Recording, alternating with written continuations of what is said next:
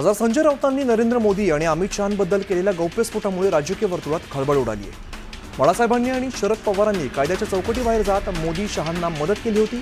UPA काळात शरद पवारांमुळे मोदींना होणारी अटक टळली असा दावा संजय राऊतांनी केला आहे। अमित शहा एका हत्या प्रकरणात आरोपी होते, मात्र शहांप्रकरणी संबंधितांची बाळासाहेब ठाकरे थेट बोलल्यामुळे शहांची सुटका झाली असा मोठा गौप्यस्फोट संजय राऊतांनी केला आहे। तर मदतीसंदर्भात शहांनी किती स्मरण ठेवलं असं म्हणत राऊतांनी सवाल सुद्धा उपस्थित केलाय। मी कथा कादंबऱ्या आणि बालवाङ्मय वाचणं सोडलंय। संजय राऊतांच्या नरकातील स्वर्ग या पुस्तकावरून फडणवीसांनी टोला लगावलाय। हिंदुत्वाच्या मुद्द्यावर काही मदत झाली असेल, मात्र माझ्याकडे याबाबत अधिकृत माहिती नाही असं वक्तव्य छगन भुजबळ यांनी संजय राऊतांच्या दाव्यावर केलंय। शिवसेनेने मदतीचा हात दिला असेल तर चांगलंच आहे। आम्ही आता सुद्धा खऱ्या शिवसेनेसोबतच आहोत। आधी पण शिवसेनेसोबतच होतो, मात्र काहींनी बाळासाहेबांच्या विचारांना तिलांजली दिली असं म्हणत संजय राऊतांच्या वक्तव्यावरती गिरीश महाजन यांनी वक्तव्य केलंय। अजित पवारांनी इंदापूरमधील सहकारी साखर कारखान्याच्या प्रचारानिमित्ताने थेट इशारा दिलेला आहे। मी शब्दाचा पक्का आहे, एखाद्याला पाडायचं म्हटलं तर पाडतोच, एखाद्याचा काटा काढायचं म्हटलं की काढतोच असा इशारा अजित पवारांनी दिलाय। शरद पवार आणि मुख्यमंत्री देवेंद्र फडणवीस आज एकाच व्यासपीठावरती येणार आहेत। एमसीए कडून वानखेडे स्टेडियमवर आज शरद पवार स्टँडचं उद्घाटन केलं जाणार आहे। संध्याकाळी होणाऱ्या कार्यक्रमानिमित्ताने नेते एकाच मंचावरती येणार आहेत। काँग्रेसचे ज्येष्ठ नेते पी चिदंबरम यांनी इंडिया आघाडीबाबत मोठं वक्तव्य केलंय। काही लोकांना वाटतं की आघाडी अजून सुद्धा टिकू नये, मात्र मला त्याबद्दल खात्री नाही। सध्याच्या घडामोडींनी असं दिसतंय की या आघाडींवर मर्यादा येत आहे। त्यांच्या या वक्तव्यामुळे खळबळ उडाली आहे। पी चिदंबरम यांचं वक्तव्य योग्यच आहे। इंडिया आघाडीमध्ये कोणाचंच एकमत नाही, त्यामुळे त्यांची परिस्थिती छिन्नभिन्न झाली आहे असा हल्लाबोल गिरीश महाजन यांनी केलाय। तर काँग्रेसची अवस्था सगळ्यांना माहिती आहे, त्यांचं धोरण काय हेच त्यांना कळत नाही असा टोला सुद्धा गिरीश महाजन यांनी लगावला। उबाटाच्या पाण्यासाठीच्या आंदोलनावरून भाजपनं हल्लाबोल केलाय। ठाकरे गट लबाड असून लबाड लांडग्याचं सोंग करतोय असं म्हणत अतुल सावेंनी अंबादास दानवेंवरती हल्लाबोल केलाय। ग्रामविकास मंत्री जयकुमार गोरे खंडणी प्रकरणी माजी सभापती रामराजे निंबाळकरांना चांगलंच भोवलेलं आहे। रामराजे निंबाळकरांच्या चौकशीसाठी पोलीस त्यांच्या राहत्या घरी फलटणमध्ये दाखल झाले। सटाणा बाजार समितीच्या सभापती आणि उपसभापती पदासाठी घेण्यात आलेल्या निवडणुकीत सभापती पदावरती सिंधू सोनवणे यांची वर्णी लागली आहे। समान मतं मिळाल्यानंतर दोन्ही उमेदवारांच्या चिठ्ठ्या काढण्यात आल्या आणि यामध्ये सिंधू सोनवणे यांचं नाव समोर आलं। साताऱ्यात भाजपाच्या जिल्हाध्यक्षपदी अतुल भोसलेंची नियुक्ती करण्यात आली। यावेळेला शिरवळमध्ये भाजप कार्यकर्त्यांनी अतुल भोसलेंचं जोरदार स्वागत केलं। वर्ध्यात भाजपाच्या जिल्हाध्यक्ष निवडीवरून उत्सुकता शिगेला पोहोचली आहे। महिलांनी देखील जिल्हाध्यक्ष पदासाठी नाव दिल्यामुळे नक्की पद द्यायचं कोणाला याचा पेच निर्माण झालाय। कोल्हापूरचे खासदार छत्रपती शाहू महाराज यांनी संगम माहुली इकडे महाराणी ताराराणी यांच्या समाधीस्थळाची पाहणी केली। यावेळी त्यांनी समाधीस्थळाच्या जीर्णोद्धार विकास आराखड्याबाबत बैठक घेतली। ऑपरेशन सिंदूर हा केवळ ट्रेलर आहे, यामुळे योग्य वेळ आल्यावर संपूर्ण सिनेमा दाखवणार असा थेट इशाराच भुज एअरबेसवरून राजनाथ सिंह यांनी पाकिस्तानला दिला। ऑपरेशन सिंदूरने पाकड्यांना भर दिवसा तारे दाखवलेत, तर पाकिस्तानला आर्थिक मदत करणं म्हणजे दहशतवाद आहे, त्यामुळे पाकला आर्थिक मदत करणाऱ्यांनी पाकची परिस्थिती पाहावी असा थेट इशारा राजनाथ सिंह यांनी IMFला दिला आहे। संरक्षण मंत्री राजनाथ सिंह आज भुज दौऱ्यावरती आहेत। भुज एअरबेसला राजनाथ सिंह यांनी भेट दिली असून ऑपरेशन सिंदूरमध्ये धडाकेबाज कामगिरी करणाऱ्या हवाई दलाच्या जवानांशी संवाद साधला आहे। पुलवामामधील त्राल आणि शोपियानमध्ये गेल्या 2 दिवसांपासून दहशतवादी आणि जवानांमध्ये चकमक सुरू आहे। यामध्ये 6 दहशतवाद्यांचा खात्मा करण्यात यश आलं। चकमकीमध्ये शस्त्रास्त्र आणि दारुगोळाही जप्त केल्याची माहिती भारतीय सैन्य दलाने पत्रकार परिषदेत दिली।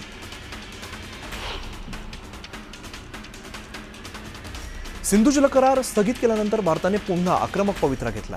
भारत पुन्हा पाकड्यांची जलकोंडी करण्याच्या तयारीमध्ये आहे। चिनाब नदीवरील सलाल आणि बगलिहार धरणातील गाळ दर महिन्याला काढला जाणार असून याबाबत पाकिस्तानला कुठलीही पूर्वसूचना दिली जाणार नाहीये, त्यामुळे पाकिस्तानमध्ये पूरस्थिती निर्माण होण्याची शक्यता आहे। पाकचा नापाक चेहरा उघड करण्यासाठी भारतानं आता मोठं पाऊल उचललेलं आहे। दहशतवादावर पाकिस्तानचा खरा चेहरा समोर आणण्यासाठी सर्वपक्षीय खासदारांचं शिष्टमंडळ विविध देशांमध्ये पाठवलं जाणार आहे। एका शिष्टमंडळामध्ये 5 ते 6 खासदारांचा समावेश असणार आहे। मताच्या कारवाईनंतर हतबल झालेल्या पाकिस्तानने पुन्हा एकदा काश्मीरचा जप सुरू केलाय। काश्मीर म्हणजे भारत, पाकिस्तान आणि चीनमधील मोठा विवाद असल्याचं सांगत पाकिस्तानी सेनेचे प्रवक्ते मेजर जनरल अहमद शरीफ चौधरी यांनी काश्मीर मुद्द्याला आंतरराष्ट्रीय रंग देण्याचा प्रयत्न केलाय। भारताविरोधात उलट्या बोंबा मारत त्यांनी भारतालाच पोकळ धमकी दिली। भारताचे परराष्ट्र मंत्री एस जयशंकर यांनी अफगाणिस्तानचे परराष्ट्र मंत्री मौलावी आमिर खान मुक्तकी यांच्यासोबत चर्चा केली। तालिबान्यांनी अफगाणचा ताबा घेतल्यानंतर प्रथमच भारत आणि अफगाणिस्तानमध्ये द्विपक्षीय चर्चा झाली। काश्मीरच्या वादावर तोडगा काढण्यासाठी इच्छा पाकनं दाखवलेली आहे। पाकिस्तानचे पंतप्रधान शहबाज शरीफ यांनी आपण भारतासोबत शांतता चर्चेत सहभागी होण्यास तयार आहोत असं सांगितलं आहे। यामध्ये काश्मीर वाद आणि पाणी वाटप यासह द्विपक्षीय मुद्द्यांवरती लक्ष केंद्रित करण्यासाठी भारताला व्यापक चर्चेसाठी आमंत्रित केलं आहे। पहलगाम हल्ला आणि नंतर ऑपरेशन सिंदूरमुळे भारत पाकिस्तानमध्ये निर्माण झालेल्या तणावाची परिस्थिती सध्या तात्पुरत्या युद्धविरामामुळे नियंत्रणात आहे। पण हा युद्धविराम केवळ रविवार 18 मे पर्यंत लागू असल्याचं विधान पाकिस्तानचे उपपंतप्रधान इशाक दार यांनी केलेलं आहे। त्यामुळे आता त्यांच्या या विधानामुळे नव्या वादाला तोंड फुटण्याची शक्यता आहे। पाकिस्तानच्या वायुदलातील पूर्व air chief marshal Masood Akhtar यांनी पाकचा खोटेपणा उघड केलेला आहे। एका पाकिस्तानी न्यूज चॅनलला दिलेल्या मुलाखतीत त्यांनी पाकची पोलखोल केली आहे। सिंधच्या बोलारी एअरबेसवरती भारताने 1-2 नव्हे तर चक्क 4 ब्रह्मोस मिसाईल डागल्याची कबुली अख्तर यांनी दिली। भारतानं ऑपरेशन सिंदूरनंतर झालेल्या युद्धात ब्रह्मोस मिसाईलचा वापर केल्याचं समोर आलं। भारताने पाकच्या एअरबेसवरती ब्रह्मोस मिसाईल डागल्याची माहिती आहे। पाकच्या एअरबेसवरती भारताने 15 ब्रह्मोस मिसाईल डागल्याचं समोर आलं। या हल्ल्यामध्ये पाकिस्तानचे तब्बल 11 एअरबेस पूर्णपणे उद्ध्वस्त झाले। ट्रम्प यांना शांततेचा नोबेल पुरस्कार मिळवण्याची घाई झाली असं म्हणत न्यूयॉर्क टाइम्सने त्यांच्यावरती जोरदार टीका केली। हिंदुस्थान आणि पाकिस्तान या दोन्ही देशांना विश्वासात न घेताच ट्रम्प यांनी युद्धविरामाची घोषणा केली। यावरून ट्रम्प यांच्यावरती जोरदार टीका केली जाते। पहलगाममधील दहशतवादी हल्ल्यामुळे या भागातील पर्यटन उद्योगाला याचा जबर धक्का बसलेला आहे। पर्यटकांनी फुलून गेलेले ठिकाण आता ओसाड पडलंय, तर पर्यटनावरती अवलंबून असणारे अनेक जण रोजगाराच्या प्रतीक्षेत आहेत। दिल्लीमध्ये मार्बल व्यापाऱ्यांनी तुर्कस्तान आणि पाकिस्तानच्या विरोधात जोरदार निदर्शनं केली। तुर्कस्तानने पाकिस्तानचं समर्थन केल्यामुळे व्यापारी आक्रमक झालेत। तुर्कस्तानातून आलेले मार्बल फोडत व्यापाऱ्यांनी निषेध नोंदवला आहे। राजस्थानातील ज्वेलर्सने तुर्कस्तानात बनलेल्या दागिन्यांवरती बहिष्कार टाकलाय। जयपूर, जोधपूर समवेत अनेक शहरातील प्रमुख ज्वेलर्सने तुर्कस्तानातील दागिने न विकण्याचा निर्णय घेतला। जोपर्यंत तुर्कस्तान पाकिस्तानला साथ देणार तोपर्यंत हा बहिष्कार सुरूच राहणार असं ज्वेलर्सने स्पष्ट केलंय। भारत पाकिस्तानातील तणावादरम्यान तुर्कीने पाकिस्तानला पाठिंबा दिल्यानंतर फळ बाजारात तुर्की सफरचंदांवरती बहिष्कार टाकण्यात आला। त्यामुळे बाजारात काश्मीरी सफरचंदांची मागणी आता वाढ घेते। पुण्यात येता मसाले आणि सुकामेवा संघटनेने तुर्कीच्या मालावरती बहिष्कार टाकलाय। सफरचंदानंतर आता मसाले आणि सुकामेवा व्यापाऱ्यांनी बॅन केलाय। याऐवजी पर्यायी देशातून माल घेण्याचं आवाहन या संघटनेने व्यापाऱ्यांना केलंय। भारताच्या शक्तिशाली सैन्य दलाला नमन करण्यासाठी सोलापुरात तिरंगा रॅली काढण्यात आली। सोलापुरात पालकमंत्री जयकुमार गोरे हे देखील उपस्थित होते। त्यांच्यासह देवेंद्र कोठे, सचिन कल्याण शेट्टी यांच्यासह मोठ्या संख्येने सोलापूरकर उपस्थित होते। नागपूर ग्रामीणमध्ये भाजपानं तिरंगा यात्रा काढली। यावेळेला राज्याचे महसूल मंत्री चंद्रशेखर बावनकुळे या तिरंगा यात्रेमध्ये सहभागी झाले होते। भाजपाचे आमदार, स्थानिक पदाधिकारी रॅलीमध्ये सहभागी झाले। ऑपरेशन सिंदूरच्या यशस्वी कामगिरीनंतर जळगावात ही तिरंगा यात्रेचं आयोजन करण्यात आलं होतं। यावेळेला हातात तिरंगा घेत नागरिकांनी भारत माता की जय, वंदे मातरम अशा घोषणा दिल्या। तर या घोषणांनी परिसर दणाणून सोडलाय। जळगाव रेल्वे स्थानकावरती विद्युत रोषणाई करण्यात आली आहे। या माध्यमातून भारतीय सैन्याच्या शौर्याला सलाम करण्यात आला आहे।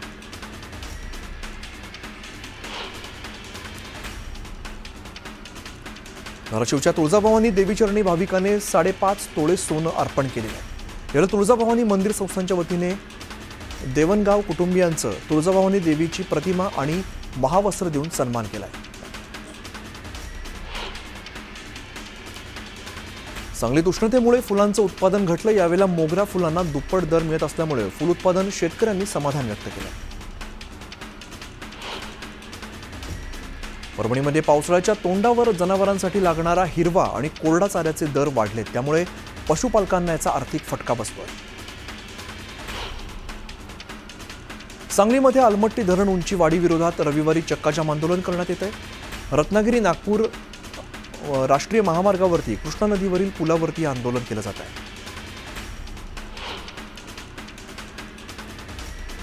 पुण्यामध्ये रविवार पेठेतील एका इमारतीमध्ये गाय चक्क दुसऱ्या मजल्यावरती गेली. मात्र उतरायचं कसं हे समजत नसल्यामुळे बिचारी गाय तिकडे अडकून राहिली.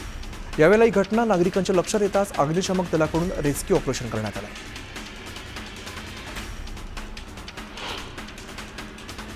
ताडोबा व्याघ्र प्रकल्पात वाघांचं लव ट्रँगल बघायला मिळालंय. नयनतारा वाघिणीवरील हक्कासाठी वाघांमध्ये भीषण झुंज झाली.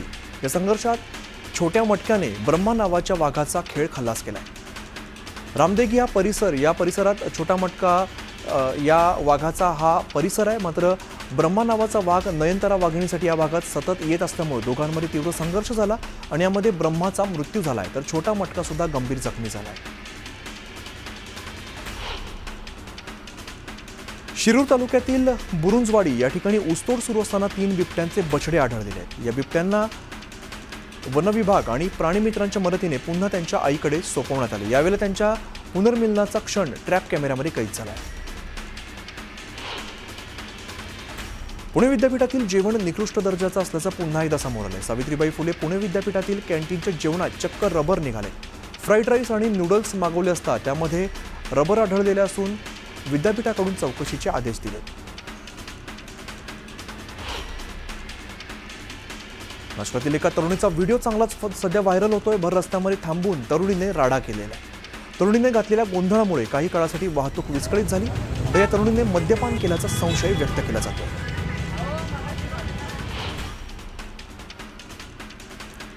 वाशिमच्या रिधोरा राजुरा खैरखेडा रस्त्याची दुरावस्था झालेली आहे. रस्त्यावरती खड्ड्यांचं साम्राज्य पसरलंय.